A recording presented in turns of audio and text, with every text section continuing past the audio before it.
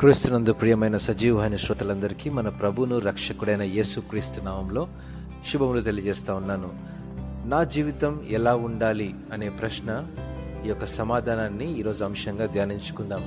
నీవెందుకు పనికిరాని వాడవు అని తండ్రి గద్దిస్తే ఏమీ చేయలేని పరిస్థితిలో రవి అనుదినం నిరాశ పడిపోయేవాడు. తన తండ్రి మాటలు అతని హృదయంలో లోతుగా గుచ్చుకున్నాయి. నీ స్నేహితులను చూడు, వారు బాగా సెటిల్ అయ్యారు, మన బంధువుల ముందు నేను తలెత్తుకోలేకపోతున్నానని తండ్రి అన్నప్పుడల్లా కృంగిపోయేవాడు. తన మనసులో మెదులుతున్న బాధ అనేక ప్రశ్నల వలయంలో చిక్కుకున్న రవి బాధలో ఆలోచించడం మొదలుపెట్టాడు. చదువులో ప్రతిభను పొందలేకపోతున్నాను, కనీసం ఆటల్లో అయినా సాధించగలనా అనుకుంటే నిరాశ ఎదురవుతుంది. నేను నిజంగా ఎందుకు పనికిరానా? నా జీవితంలో నేను ఏది సాధించలేనా? నా జీవితం ఇక ఇంతేనా అని ఆలోచించాడు. ఎవరి ప్రోత్సాహం లేక ఒంటరితనంలో ఏమి తోచని స్థితిలో జీవితాన్ని అంతమొందించాలని ప్రయత్నించాడు. ఆత్మహత్య ప్రయత్నం కూడా చేసుకున్నాడు.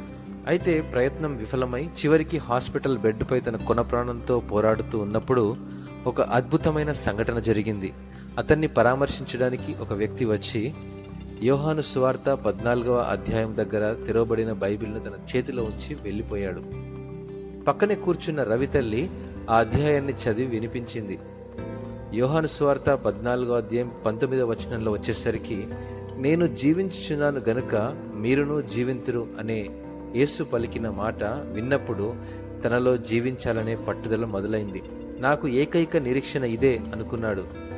ప్రార్థించడం మొదలుపెట్టాడు.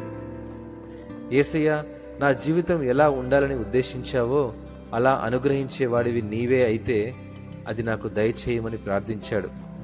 నిరాశ చెందిన పరిస్థితులు, జీవితంలో నిస్పృహతో కూడిన క్షణాలు మనకు ఎదురవుతూనే ఉంటాయి. అయితే రవి వలె మార్గం, సత్యం, జీవమై ఉన్న యేసులో మనకు నిరీక్షణ ఉందని విశ్వసించినప్పుడు దేవుడు మనకు విలువైన, తృప్తికరమైన జీవితాన్ని ఇవ్వాలనుకుంటున్నాడు. అట్టి కృప ప్రభు మనందరికీ దయచేయనుగాక. ఆమేన్.